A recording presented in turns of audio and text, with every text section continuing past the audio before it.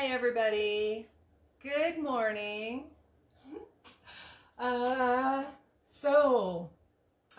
Happy Wednesday. Just getting all the little machines going here. And there's one. There's another. Oh my gosh. Just waiting for things to start up here. It's always interesting getting everything going live to see, to make sure that I can get the comments, which I still haven't figured out. But anyway, I have one method and it's working. Oh gosh, okay. So anybody on there that knows how to fix this can give me a call. Anyways, okay, so Wednesday, here we are. Here we are, everybody. Okay. There we go. Okay, so today what we're doing is we're going to get the heat going here, which is one of the things I forgot because I have so many things planned to do today. Good morning, Monique. How are you? Hi, Monique. Oh, that's awesome. Okay, so we're going to start with the onions, which is always the funnest, most commonest thing that we tend to do around here. And so speaking of onions, okay, let me get my knife here and I'm going to tell you a story. Oh my gosh, okay, let me see. I have so many things that we're going to do and I have very little place to put everything. So, hey Jane, good morning. Okay, so here we are. We're going to do our onion and then I'm going to tell you guys an onion story that's true to life. And so I am replanting these, and so it's very interesting because the ends are coming up like in the garden, so that's super fun. And so I've got all little things. I planted a romaine bottom, and it's coming up like super awesome out in the garden. So yeah, so it's true, you can grow your own food from your own food. And so we'll see how big it gets, you know, but it's coming up and it's already edible.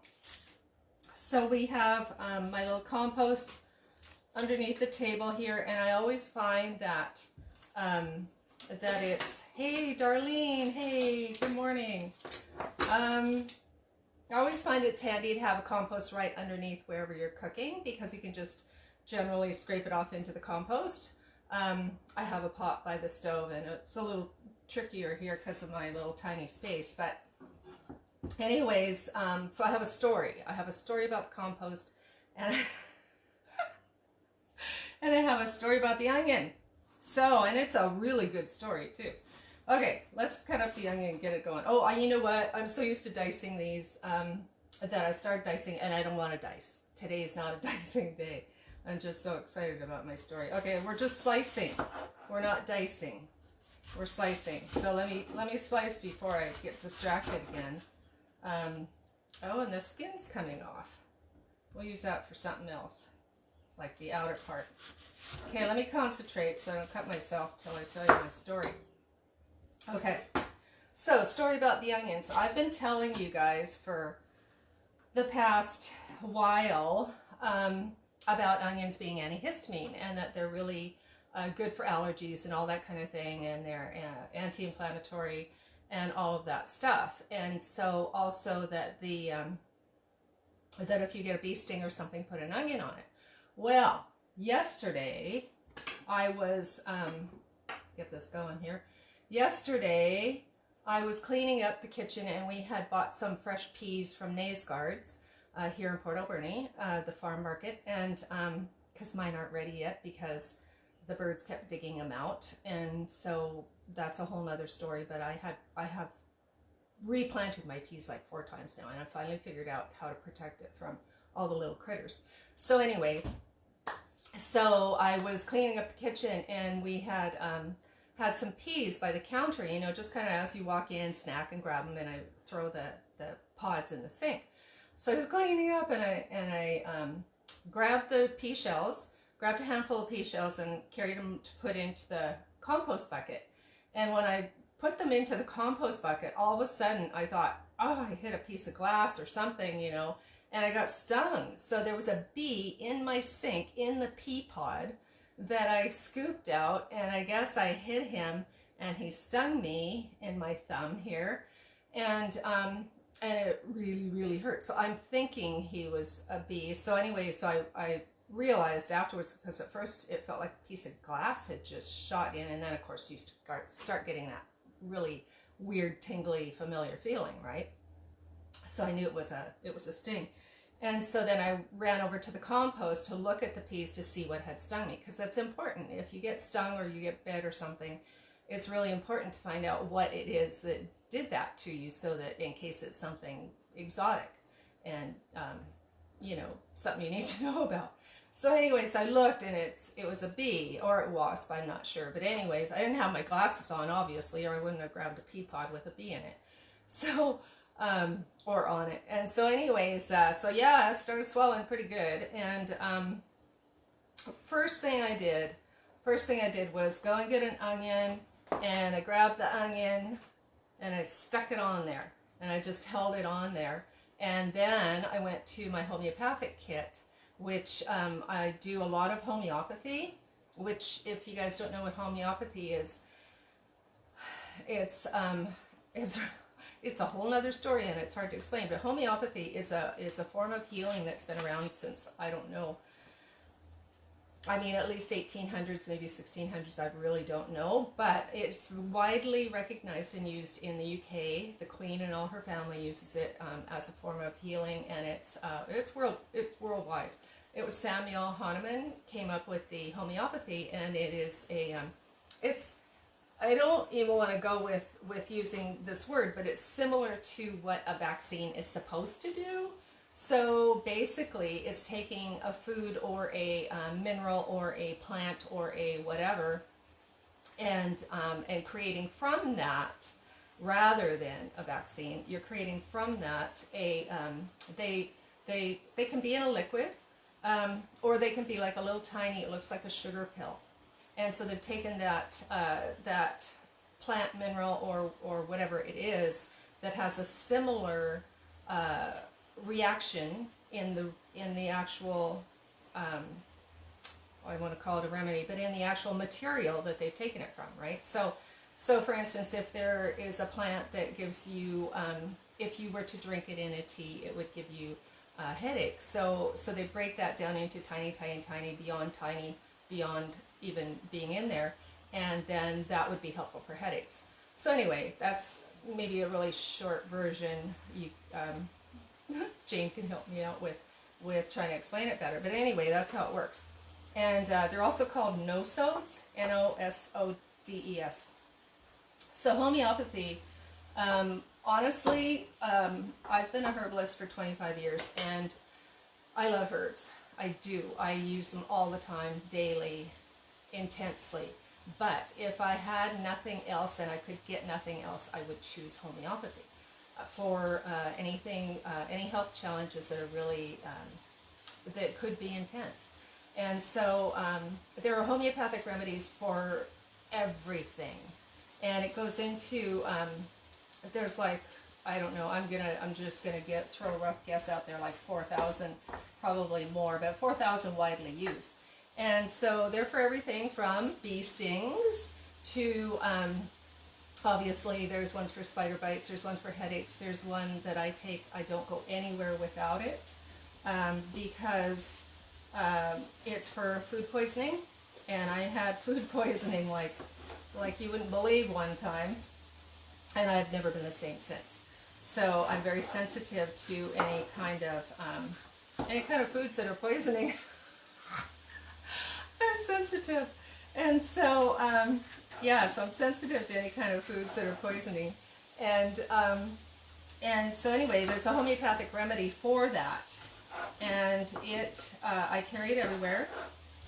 And the beauty about homeopathy, I'm adding red peppers in case you guys didn't notice. And the beauty about homeopathy is it's inexpensive and it does not interfere with any other medications. And so there are different forms of, okay, I'm carrying on too much here about it. We'll do a section on homeopathy, but anyway, I'll just tell you that there's ones, the one that I used, it's gone. My sting is totally gone. It's Apis, A-P-I-S, kind of similar to the, what it has to do, it's good for bee stings, right? So, what's that word for, hey, hi Jane, Irvin. What's the word for, is it for a bee place where they raise bees? Api? I don't know. Anyways, the one I used was Apis, a homeopathic remedy called Apis for bee sting. And it absolutely, within 20 minutes, was gone. And most homeopathic remedies will work within 10 minutes. So 20 at the most. And if you, I worked with a little boy that had gotten a bee sting, and I can't talk and cook at the same time, but I'm going to try it anyway. So I worked with a little boy that had gotten a really bad sting, had a huge reaction, and they couldn't get him to the hospital. We were out camping, and so I gave him the Apis, and it started to go down, but it wasn't quite enough, so we had to actually do it. And that's the beauty of it. You can do it every 20 minutes. So we actually had to do 3 doses, and then it was gone. The swelling went away. And so also the one for the food poisoning, I know what that feels like when, I get that particular feeling, and I'm like, oh my God, this is going to be just horrible if I don't take my homeopathic remedy. And within 20 minutes, it's gone. So homeopathy, I cannot rave about it enough. I've taught a class on a homeopathic, what I call a first aid kit, just general remedies. There are ones for spider bites, specific ones. There's ones for snake bites. There's ones for poisonous mushrooms, obviously bee stings, oh my gosh, headaches, all kinds of things. And a lot of people are familiar with arnica for if you injure yourself, any kind of injury. It's becoming pretty well known, especially if you have anything to do with a health food store. Pretty much everybody knows arnica is really good. And so arnica is also a homeopathic remedy, and it's so popular that they have it in a lot of creams and first aid creams and that kind of thing. And then of course you'll find homeopathic remedies in a lot of the anti-inflammatory things too. So so the one for food poisoning, the one I use for food poisoning is called coli bacillinum. And so they have similar names to what the issue is, right? So it would be producing something in me that would feel like E. coli. Whether it's E. coli or not, or whether I just ate something that was off, that's just the name of the remedy. And the health food stores carry many. And the other nice thing about homeopathic remedies is that they're very inexpensive. It's like $10 in it. It's for a little thing with, I don't know how many little no-sods are in there, but they usually last years. And so anyway, yeah, we can definitely do a homeopathic thing. Now see, what I've got going here is I've just had the water and nothing else in here, and I've actually had this on long enough to almost start it burning because I'm speaking way too much. And it's starting to thicken and caramelize. Isn't that pretty? With no oil. See? Nice. So that's the peppers, and it would be really pretty with green peppers, but I don't really like green peppers, so we're not going to do that. And you know what? I forgot to bring collards in. It would be pretty with something green anyway, but I'm not going to leave you guys to go find something green, but I will put it in before I take the final pictures. Okay, so we've got peppers and onions happening here, just sauteing and getting nice and, I don't want them really caramelized because that's not really good for you, but it does make it taste good. That fine line, right? Okay, and I am going to add a little bit of garlic to this. And so I do have 1 clove of garlic that's starting to sprout. And so I'm going to turn this down and down. Okay. Talk and think at the same time. So yeah, so anyway, that's the story about the onion and the homeopathic remedy yesterday. So so the homeopathic remedy would have taken the swelling down. I'm just looking at what's going on here on my other computer. The homeopathic remedy would have taken the swelling down within 20 minutes. But I do believe the onion work started right away because of its antihistamine properties. So putting the onion on the sting like within, well, because I was right by the sink, right? So I was able to do it within, a minute. And so that was awesome. So what we're doing here, I have to add a little more water. We're just getting ready. We're getting ready my Portobello mushroom stir fry. So I put a little extra water in here because we're going to add the dehydrated mushrooms, and so these are the shiitakes, and so the shiitakes are have so much good stuff for your immune system. They've been studied as anti-cancer, antiviral. These are dried shiitakes, and they do, for the new people that are on here, they do have a bit of a rubbery texture, and so they're a little chewy and yeah, a little bit rubbery. So just to keep in mind, I like that, but that's why I don't use the stem, because I find it's really chewy. And so if they're fresh shiitakes, then I would use the stem, but when they're dry, I just find the little center a little much. So I'm also going to put in these maitake mushrooms as well. So I have some of those dried, and most mushrooms do have that antiviral property. And then that part's really tough. It'll be interesting to see how tender that gets. But anyways, the mushrooms should always be cooked. I think I've told you guys that before. This is a beautiful oyster mushroom. We talked about the oyster mushrooms that are, oh my gosh, they're so beneficial. They pull toxins out of the body. They clean up the cells. They, they've been used for so many different, in so many different research and studies. The oyster mushrooms are actually a lot more powerful than what you would think. And I dried these myself. We got them. The trees gifted them to us in the forest, and so it's always good to thank Mother Nature for those gifts when you're asking permission to take them. Okay, so we're gonna let those guys, the little dried mushrooms, rehydrate, and then we're gonna add the portobellos.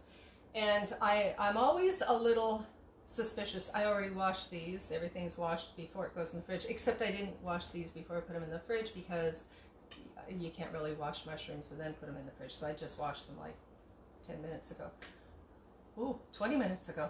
Time's flying. So anyway, the thing I worry about with not shiitakes, with portobellos is that sometimes, and I don't know why, it doesn't always happen, but sometimes they turn everything brown.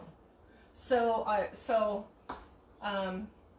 we're going to take a nice look at these beautiful orange and red, peppers, and hope, fingers crossed, that this doesn't turn it all kind of brown. Because sometimes they do, and I don't know why. So if anybody knows, maybe you can let me know.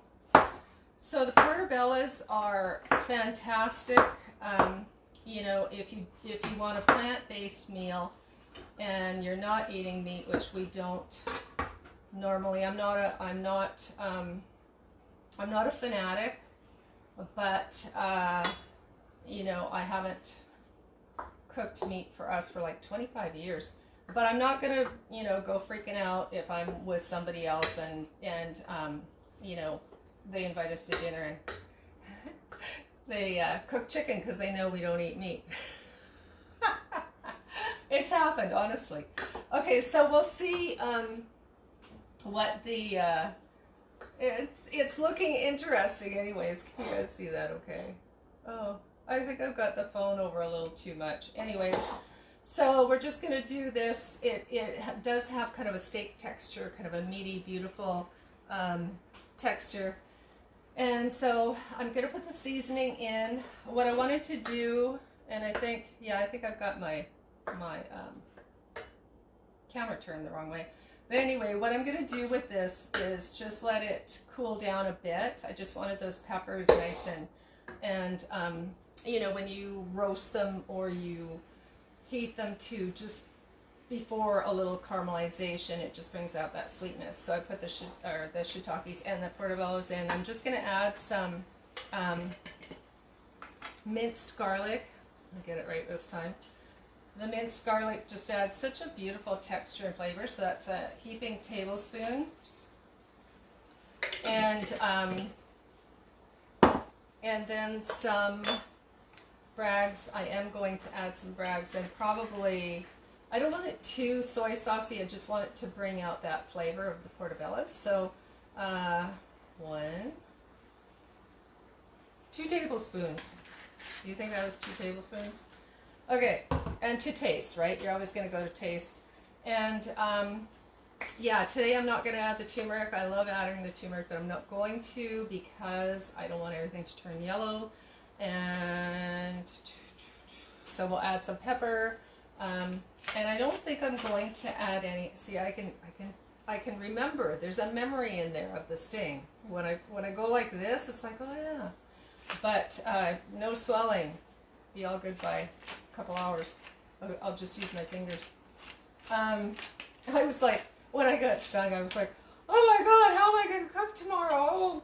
You know, that's no good. So I was like, oh my God, what am I going to tell everybody? But thank you, onion and apis. So it's all good. Okay, so we have this here. Just going to give that a little stir, show you guys, because I think my camera's off. And I'm going to shut that off and then just put it in the fridge and rewarm it for tonight. So does that look good? It is starting to turn a little bit browny, but not too bad. So that's going to be fabulous. And somebody asked me, we made beans yesterday, and somebody asked me what I put the beans with. And what I did, like, I don't like to bore you guys with repeat meals much. But it's almost kind of similar. It was like a stir fry with onions, carrots, mushrooms, collards, and spinach. And then I put it in the tortilla wrap, and I made the wrap with the little sauce. Remember, we made that 2 weeks ago or last week or something. And so anyway, I put that with that as the side dish, the beans with the side dish of that. But I didn't want to make that again in front of you guys because you've already done that recently. Okay, so here's part 2. We are going to, oh yeah, I have to show you something. I get so distracted, every shiny little thing. Okay, so remember we made this.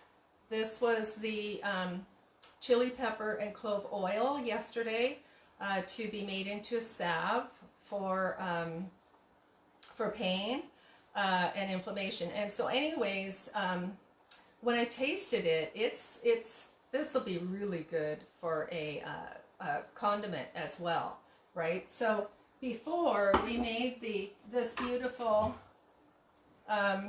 Moroccan spiced oil, and we made this and we made it cool, you know, like cold, and it's coming along, but it does take longer. You know, we're just letting the flavors naturally come. But if you warm it, it'll happen faster. And it does taste really good. It's very mild. Whereas, get that up there. Whereas with this, I simmered it all day yesterday. And I think you can see the color of the oil is quite red. And it really pulled in those chili pepper flavors. And when you taste it, it's hot on the tongue. So this is going to make a great salve as well as a great spiced oil. So it's always fun when you could make one thing and do 2 things with it. So again, if you're going to make a salve, I can send you the recipe, but it's pretty easy. It's like 4 to 1. 1 part of the, if you're using a beeswax, 1 part, and then 4 parts oil. And if you're using the candelilla wax, you have to play around with it a bit. And no, I just get distracted really easy. Thank you, Jane. Anyway, so that's that. And then here we are here we're doing this. So this is going to be, well, I'm going to leave that there. I was going to put that there, but you can see it, right? These are just blackberries. I took them out of the freezer from last year. And so they've just thawed out a little bit. And so I have like almost a cup of blackberries. And what I'm going to do is just put the water in. So I'm just going to put a cup of water and I'm just going to simmer it down into a syrup. And then I'm going to strain it. And I am going to use a distilled water. And so what we're going to do with my glasses here in the cup that you can see through that I can't really see very well. Okay, 1 cup to, it's usually a 4 to 1. So I'm going to go 2 cups of water. Yes, that's it. 2 cups of water. That's a 2 to 1. But this just feels right. And you guys know I'm an intuitive cook, so it just feels right. Okay, so I am using distilled water because I want to preserve this and make it into syrup. That's what we're making, is a blackberry syrup. Okay, so we're going to add this distilled water, and we're going to see, I want to move this pot over, but anyway, I'll just tell you. I need another burner. I'm going to get another burner. Does anybody else know where I can get another burner? Okay, so we're going to take these blackberries and the distilled water, and we're going to bring it to a boil. And then when it comes to boil, turn it down to a simmer, and then simmer it for 45 minutes.